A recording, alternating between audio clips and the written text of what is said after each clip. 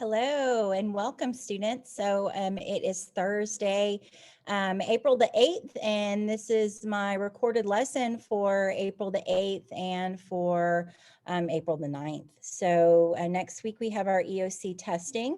I have sent out an email with all of the details about that test. I also have created a website for you, and I'm just going to talk to you about a few of the things that you can find on the website. If you go to my website, which is at Smyrna High School's website, shs. .rcschools.net, and then you go to academics and you search, or if you just use this little search bar and you search for Mrs. Cummings, you'll see that I have a link on my webpage that is dedicated to the EOC testing information.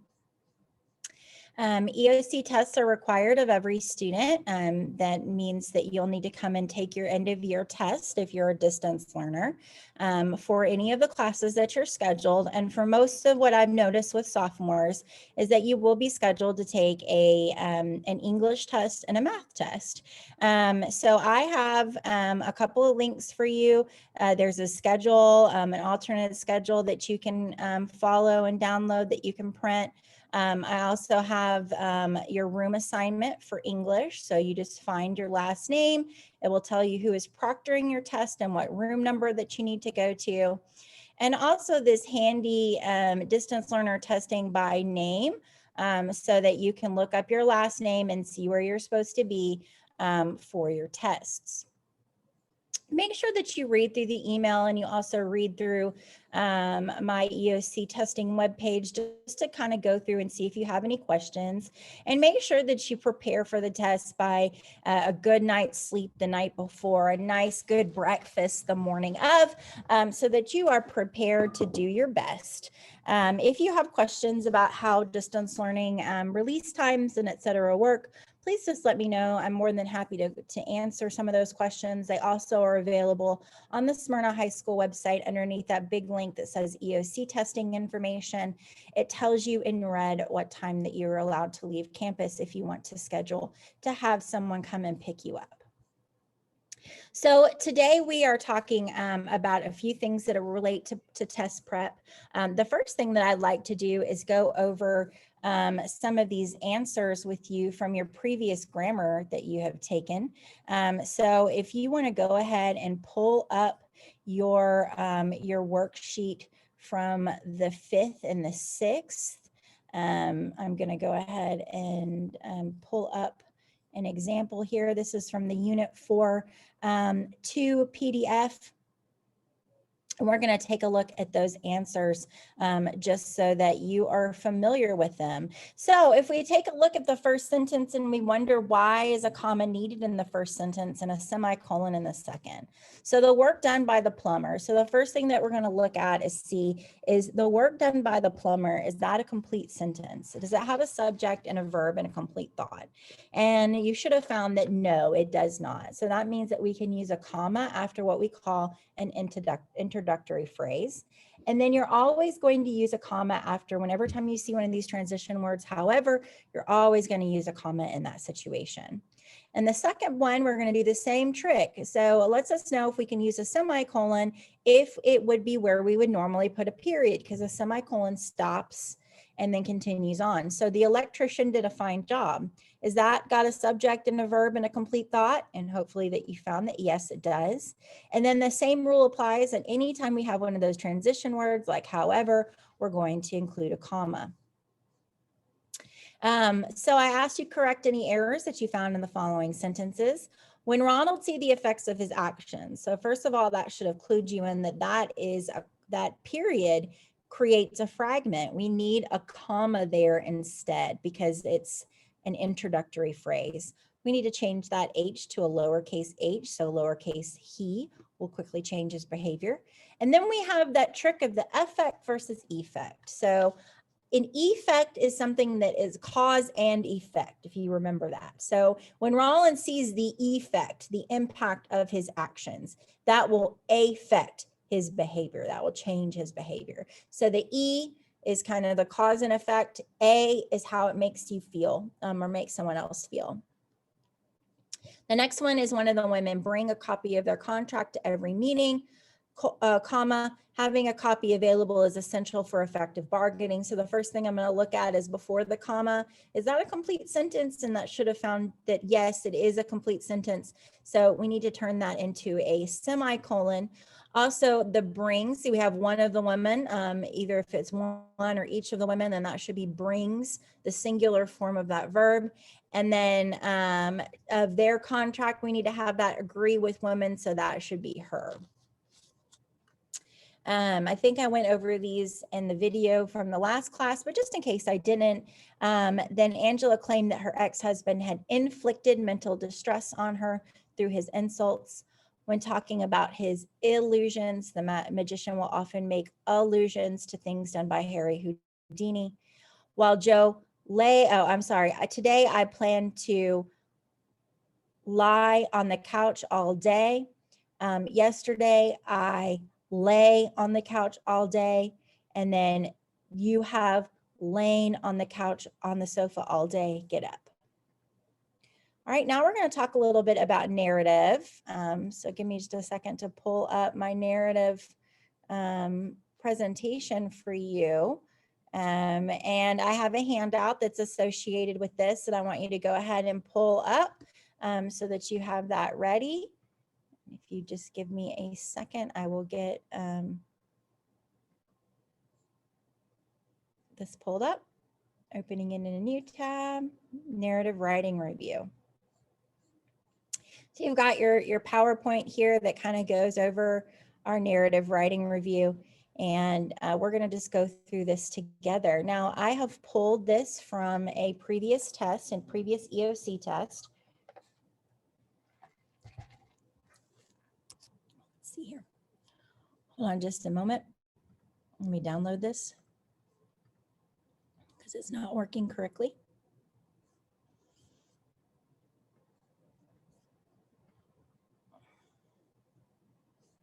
So throughout this lesson, you might need to stop and pause just to kind of have a second to fill out your sheet. So we're talking about negotiating narrative. So reviewing narrative writing in case we do have a narrative writing prompt. The first day of our test will include the essay. So that's the first thing that we're going to write when we are taking this test. So the first question, so what does narrative on the test look like? You'll see the following. Read the passage and answer questions 1 through 3. Then write a response to the writing prompt. And the prompt will tell you where it's from, so the title of the work. And then it will also tell you the author's name. So you'll note the passage name and you'll note the author's name. And that is the first question that I ask you on this handout, is to tell me what is the passage name and what is the author's name. So go ahead and note those things on your worksheet. So what I want for you guys to do when you encounter this, if it is a narrative that you're going to be writing versus an argument, if you're working with an argument, you're going to have a source text that you're going to be able to pull through and find evidence for. But what I want for you to do, since this is a paper and pencil test, is I want for you to read, and then I want for you to underline where you see aspects of character, aspects of setting, and then any kind of important details. And I want for you to really take your time reading the passage. You have enough time on the course of the test to really read the passage before you get into the writing portion. So let's take a look. And you'll notice that the passage is going to be always divided up by paragraphs. So if you are citing something from the passage, then you're going to use that paragraph 1, 2, 3, etc. Like when we talked about working with source text. Excuse me. I was about 25 years old when I began life as the owner of a vineyard in Western Virginia. I bought a large tract of land, the greater part of which lay upon the sloping side of the 1-foot hills of the Blue Ridge, the exposure being the most favorable to the growth of the vine. I am an enthusiastic lover of the country and of country life, and believe that I should derive more pleasure as well as profit from the culture of my far-reaching vineyard than I would from ordinary farm operations. I built myself a good house of moderate size upon a little plateau in the higher part of my estate. Sitting in my porch after the labors of the day, I could look down over my vineyard into a beautiful valley, with here and there a little curling smoke arising from some of the few dwellings which were scattered about among the groves and the spreading fields. And above this beauty, I can imagine all my hillside clothed in green and purple, the color of the grapes. During the summer, I found it very pleasant to live by myself. It was a novelty, and I could arrange and manage everything in my own fashion, which was a pleasure I had not enjoyed when I lived in my father's house.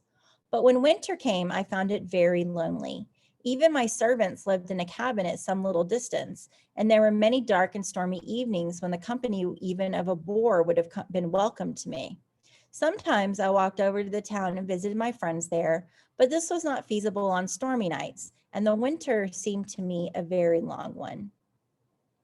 But spring came, outdoor operations began, and for a few weeks I felt again that I was all sufficient for my own pleasure and comfort. Then came a change.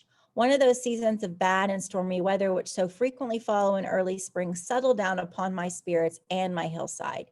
It rained, it was cold, fierce winds blew, and I became more anxious for somebody to talk to than when I had been at any time during the winter. One night, a very bad storm was raging. I went to bed early. I did not sleep long before I was awakened by the increased violence of the storm. My house shook with the fury of the wind. The rain seemed to be pouring on its roof the northern side as if there were a waterfall above us, and every now and then I could hear a shower of hailstones rattling against the shutters. My bedroom was one of the rooms on the lower floor, and even there I could hear the pounding of the deluge and the hailstones on the roof. I do not know how long it was before I was awakened again, this time not by the noise of the storm, but by a curious movement of my bedstead. I had once felt the slight shock of an earthquake, and it seemed to me that this must be something of the kind. Certainly my bed moved underneath me. I sat up. The room was pitchy dark. In a moment, I felt another movement, but this time it did not seem to me to resemble an earthquake shock.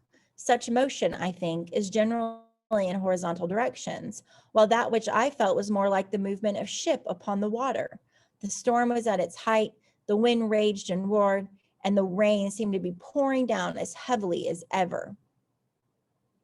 I was about to get up and light the lamp, for even the faintest candle flame would be some sort of company at such a gruesome moment, when my bedstead gave another movement, more ship-like than before. It actually lurched forward as if I was descending into the trough of the sea. But unlike a ship, it did not rise again, but remained in such a slanting position that I began to slide down toward the foot.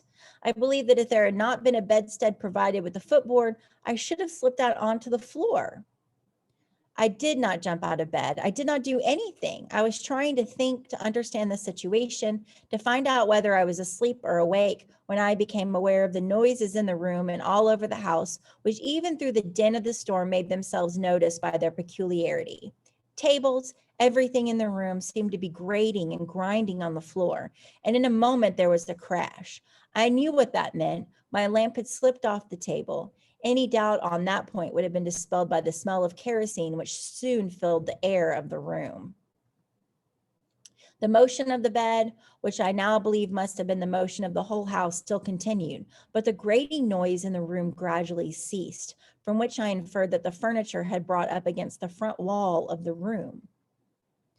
It was now impossible for me to get up and strike a light, for to do so with kerosene oil all over the floor and its vapor diffused through the room would probably result in setting the house on fire.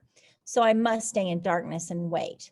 I do not think I was very much frightened. I was so astonished that there was no room in my mind for fear. In fact, all my mental energies were occupied in trying to find out what had happened. It required, however, only a few more minutes of reflection and a few more minutes of the grating, bumping, trembling of the house to enable me to make up my mind that was happening. My house was sliding downhill. So you're going to have a few follow-up questions. The first asks, what does the word feasible mean as it is used in paragraph 4? So if I go back and I look, and I want you guys to always go back and look, we have to find the word feasible. So sometimes I walked over to the town and visited my friends there, but this was not feasible on stormy nights, and the winter seemed to me a very long one. So what do we think that feasible might mean? So I want you to kind of think about looking at it in context of the sentence. If something is not feasible on stormy nights, then that would make me think that it's not something that I can possibly do. So if I look back on my question and I see what it's asking me here, then does the word feasible mean A, difficult? Does it mean possible, dangerous, or remarkable? So it said it was not feasible. So I'm going to guess, I'm going to do power of elimination. A, so it said it's not feasible. So I know it's not that it's difficult, because it would be difficult, right? So feasible might mean difficult. Feasible might mean possible. I don't think it means dangerous, and I don't think it means remarkable. So I get left down with difficult and possible. So it said it wasn't feasible to go into town. And if I replace the word, it was not possible. Okay. So I know that if I put in difficult in the sentence, it was not difficult, then that kind of takes away the whole meaning of the sentence, right? So that kind of helps me to know that B, possible, is the right answer there. And then I have another follow-up question in paragraph 11. What does the word dispelled mean? So let's go back and let's look at paragraph 11.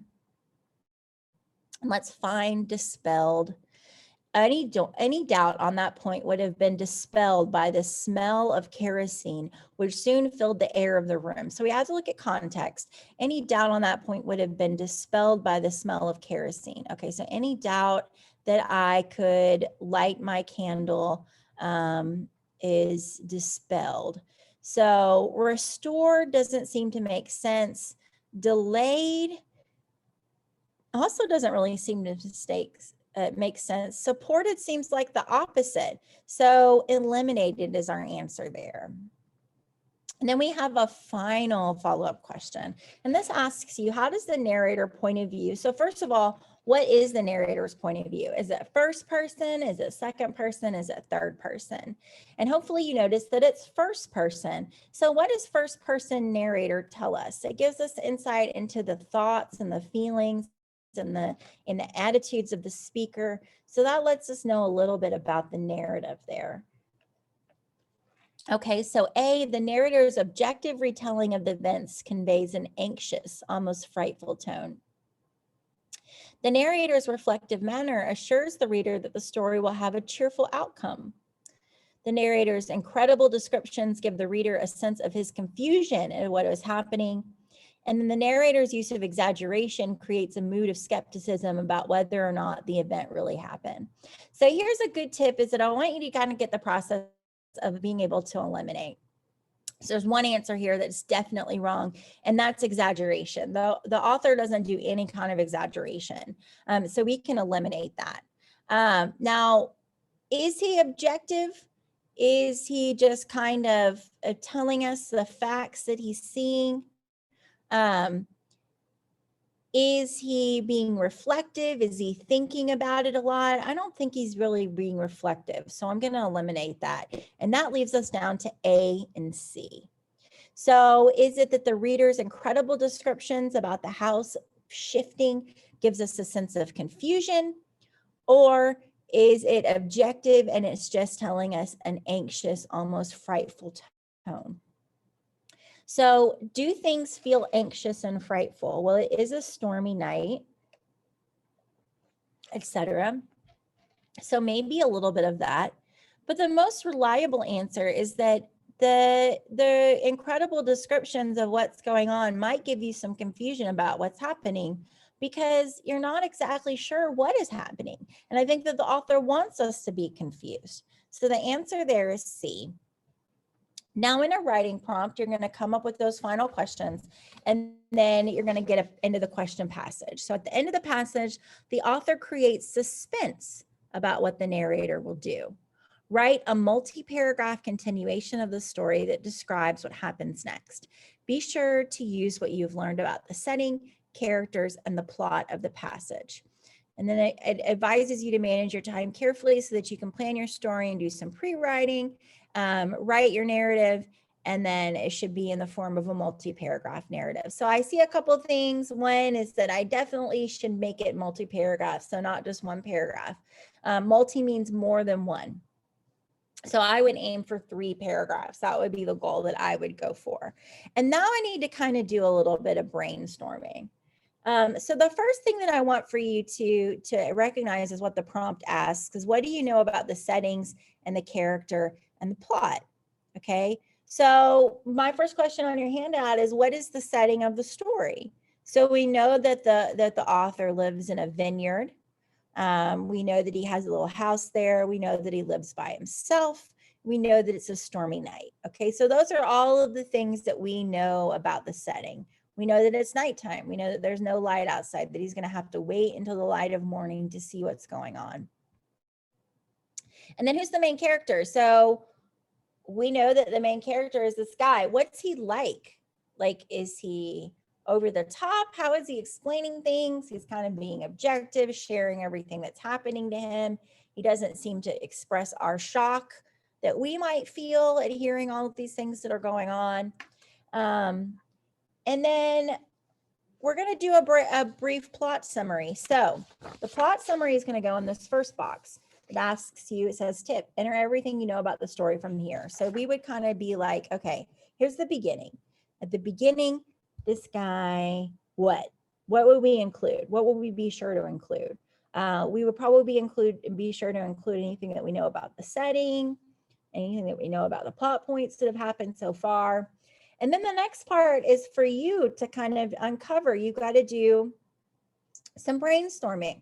So in the middle, we're right now at the point where he is the bed, everything is tilted. We imagine him, he's sitting up there tilted like that. So what is the next thing that we're going to write about? What do you think is going to happen next? And then you have to remember that every story needs an ending. So we need to brainstorm what our ending is as well. And after you take the time to do that, which I would try to do, is spend about 15 minutes of pre-writing. So pre-writing is brainstorming and preparation. And if you encounter the narrative, if you want to remember, then I need to make a box. So I'm going to fill in everything that I know about the beginning, because the story is going to give me the beginning. And I'm coming right into the middle part where he is at this point where he's got to make a choice, right? What's he going to do? Is he going to jump out of bed and go explore in the dark? Is he going to wait until the light of morning to see everything that's going on? Has his house somehow become a giant ship? What do you think is happening there? And then we want to also sketch out that end. So what do you think is the dynamic ending? And then we want to write our continuation, and we want to try to aim for 3 paragraphs. So today we're just doing the brainstorming part. So I want you to go ahead and press pause on this video and complete the worksheet that I have provided for you. And then when you're done, go ahead and turn that in. When you're ready, go ahead and come back to me. So go ahead and press pause now. And then when you come back, we're going to talk about author's purpose.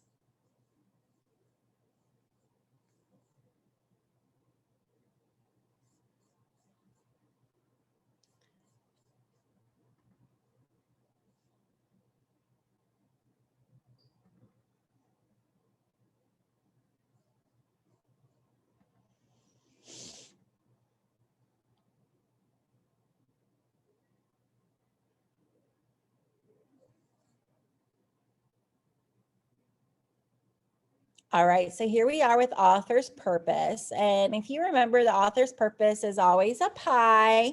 He or she is either trying to persuade us, inform us of something, or entertain us. So if an author is trying to be persuasive, then that means the author's purpose is to change your mind, to convince you of something, or get you to try something new. The author wants you to adopt their opinion on the issue. Persuasive writing can also be entertaining. Persuasive writing can be found in opinion articles and essays, movie or book reviews, service reviews, commercials, and advertisements. And so because it won't play right on the Zoom, I have a little short clip for you to watch of a persuasive encounter and a persuasive advertisement. Our next example is to inform. Informative writing means the author's purpose is to inform or educate the reader on a topic. The author is trying to convey information and facts without exaggeration, emotion, or opinion. And informative writing can be found in documentaries, biographies, nonfiction books, history, science, and math texts, news articles, and instructions. So I want you just to watch a little bit of this video that I've posted for you. Otherwise, it's pretty long. If you like it, keep watching. But it's a really good example of an informational text. Our last category is to entertain. So entertaining means that they want for you to enjoy reading something. The author wants to keep your attention. The writing could be funny, scary, sad, uplifting, descriptive, or dramatic.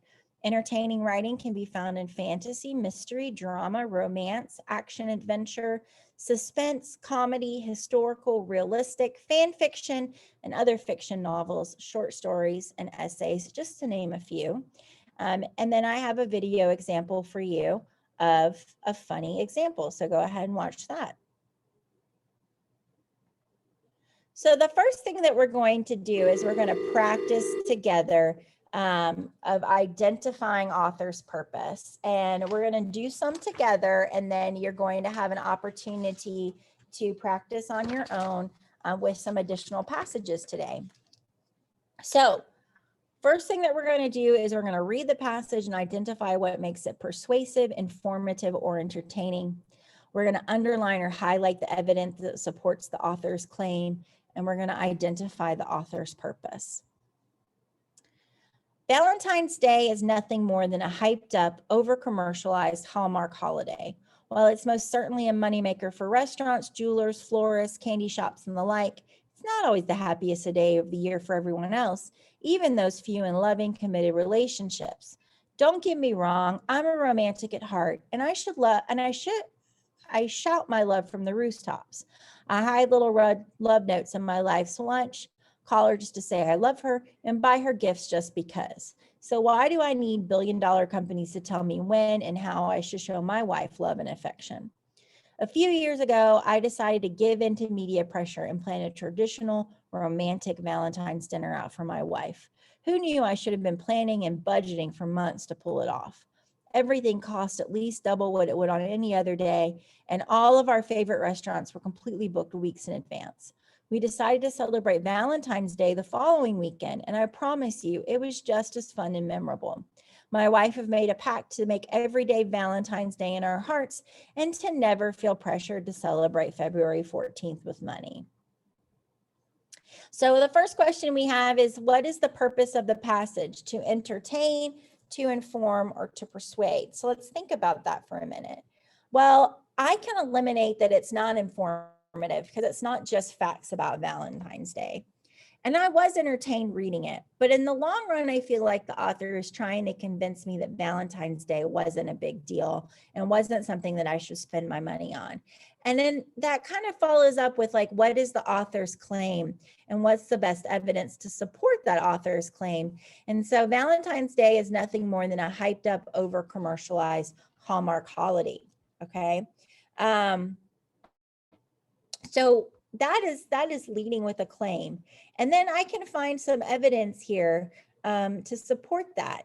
And the best evidence that I can find is, who knew I should have been planning and budgeting for months to pull it off? Everything cost at least double what it would on any other day, and all of our favorite restaurants are completely booked week in advance. So if I was going to offer some commentary on that, and say if I agree or I disagree, then I might be using this passage to justify the fact that I support the author's thinking, or reading this caused me to change my mind.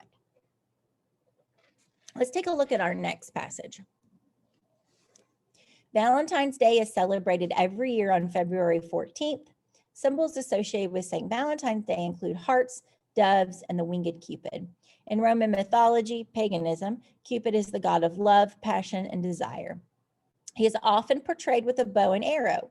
It is believed that those who are shot with Cupid's arrow are immediately filled with uncontrollable love and desire. Today, Valentine's Day is celebrated in the United States, Canada, Mexico, Great Britain, and Australia. Friends and lovers exchange greeting cards, flowers, chocolates, and other sweet treats to celebrate friendship and romance. According to the U.S. Greeting Card Association, 190 million Valentine's Day cards and 115 million e-Valentines are sent each year in the U.S. St. Valentine's Day, as it is now celebrated, has its root in history, pagan, and Christian beliefs and cultural traditions. So, what do we think the purpose of this passage is? So, I wasn't entertained reading this, so I'm going to eliminate entertained. I didn't think that it was entertaining. And I'm not exactly sure that it was trying to get me to change my mind about anything. The tone of it is very dry. So I'm going to kind of say that this is an informative speech. And I think that the author's claim is just telling us about Valentine's Day. And so the support for that claim, Valentine's Day is celebrated every year on February 14th, is all of the things that they tell us, right? So that kind of supports the claim that Valentine's Day is celebrated on February 14th. And here is all of the things that Valentine's Day symbolizes or what it means. Now let's take a look at this passage. Alex sat on the bus to school, staring blankly out the window. Houses and trees whooshed by in a blur, but he didn't notice. His mind was somewhere else. He unconsciously fidgeted with the red card in his lap, and his left foot tapped the floor nervously. As he stared out into the nothingness, he ran his fingers all along the edges and let the corner of the envelopes leave pointy marks on his fingers as he balanced it in his small hands. He stopped suddenly and looked down at the card. Sophie was written in his best cursive, with a little smiley face over the I. He hugged the card close to him. Thump, squeak, hiss. The bus had stopped right in front of the school. Pushing, shoving, and laughing, the other students rushed to the front of the bus to get off, but not Alex.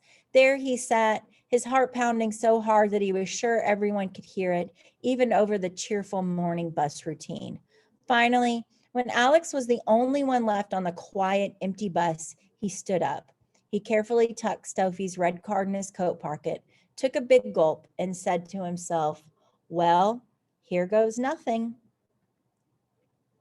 So now we're faced with the question of, what do you think the passage, what's the purpose of the passage? Was it to entertain? Was it to inform? Or was it to persuade? So they're not trying to convince us of anything, so we can eliminate persuasive. And there's nothing in this that's informative. So it's an entertaining piece of writing. It's a fictional piece of writing. So what is Alex feeling? We can cite that he feels nervous, that he's anxious. We can see that by the way he's holding onto the card. And that will be our best evidence to support what Alex is feeling emotionally. So let's take a look at this piece. It's heartbreaking and infuriating to consider the abuse that some animals suffer at human hands. It's even more upsetting when we realize that the everyday choices we make, such as what we eat for dinner and the kind of soap we buy, may directly support some of this abuse. Even though that is a difficult reality to recognize, we can't help animals and stop their suffering if we simply look the other way and pretend it isn't happening. Animals are counting on compassionate people like you to give them a voice and be their heroes by becoming informed of the issues they face, making better choices, and finally taking action. So this piece is persuasive. What is the author trying to get you to do or think or act, and what proof do you have of it? So let's find, first of all, the author's claim. And that claim is it's heartbreaking and infuriating to consider the abuse that some animals suffer at human hands. And that is compounded with, it's even more upsetting when we realize the everyday choices that we make, such as what we eat for dinner and the soap that we buy, may directly support some of that abuse. So it's heartbreaking, it's infuriating to consider abuse. Some of those things of abuse are kind of things that we eat for dinner and the soap we buy. So the author is trying to convince us to see that animal abuse is more than just being mean to animals, right? That they're believing that this also figures into animal cruelty, like when animals are tested for things, and then also just the act of eating animals or the food source. So that would be kind of our evidence that we would use to support that claim and to look at what the author's purpose is. Now let's look at another example Polio is a crippling and potentially fatal disease that was widespread over 50 years ago. It attacks the nervous system, including the spine and the brain. It is a highly contagious virus that can be carried or transmitted in water or food. Most infected people only display food-like symptoms, such as muscle weakness and fatigue. However, 1 in every 200 cases ends in full to partial paralysis or even death. While there is no cure for polio, a vaccine that prevents polio was invented in 1955. By 2003, health officials felt confident that they were on the verge of stamping out the illness for good. Polio did disappear from most developed nations. However, it still exists in a few countries today. So this is informative. What is it trying to teach the reader about? So if we were looking for what it was trying to teach us about, then it's trying to teach us about the crippling and potential fatal disease called polio that was widespread 50 years ago. And then we would see that they're trying to tell us that how it affects the nervous system, including the spine and the brain. It's highly contagious and transmitted in water and flu. Most people only have flu-like symptoms, but some end in paralysis or death. So those are really important facts that we would want to make sure that we knew. We also want to know that there's no cure and that there was a vaccine that was invented in 1955, and that in 2003, polio was almost all the way eradicated. So that would kind of give us all of the facts that we want to be able to cite if someone was looking for strong evidence. All right. After living in Wisconsin for the past 6 years, I've finally gotten used to the seasonal weather patterns. The summer, filled with festivals and barbecues, is fantastically hot. It feels like paradise and you never want it to end. Then around September, it starts to get a bit chilly, cold really. Through October and November, it gets even colder. By now, you're wearing long johns under everything, 2 pairs of socks, and you keep an extra sweater in your car. Just when you think it can't get any worse, pow, it's a -30 with the wind chill and the snot is freezing right inside your nose. My dog does not like to go outside and do his business. Doesn't even like to go outside and do his business. He barks and barks till I let him out because his tiny walnut-sized brain forgot how cold it was. And then he barks and barks to come back in immediately to cuddle underneath the electric blanket. He's even taught himself how to turn it on, the stinker. Still, I don't think I'd trade it for a life anywhere else. The long, harsh winters really make you appreciate and make the most of the summers. So this piece is entertaining. What about it is entertaining? So let's think, is it the way that she describes the extra clothes? Is it what's going on with the dog? How do you think that the reader's trying to keep your interest? What are some things that you can see them doing? So you might talk about how funny that it is, or you might talk about how we've got like pow or calling the dog a little stinker. Those things are all things that the author's trying to do to keep your attention. So now I want for you to practice with this on your second attached handout. It asks you to practice on your own. And what I want for you to do is to read the short pieces in the document or the handout, and then decide whether the author's purpose is to persuade, inform, or entertain. And then you're going to answer the discussion questions that are attached to it. If it's persuasive, you'll identify what the author is trying to convince the reader to do or think or act. And we're going to underline proof of where we see the author trying to make points to convince you. If it's informative, we want to identify that the author is trying to educate the reader about and underline the clear facts that the author is trying to give you to inform you.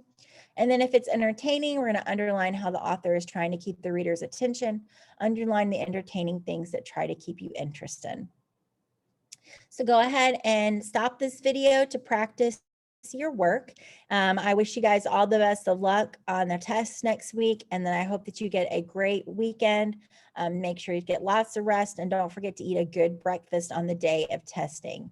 Thank you for joining me on my lesson today, and I will see you guys next time. Thank you. Bye-bye.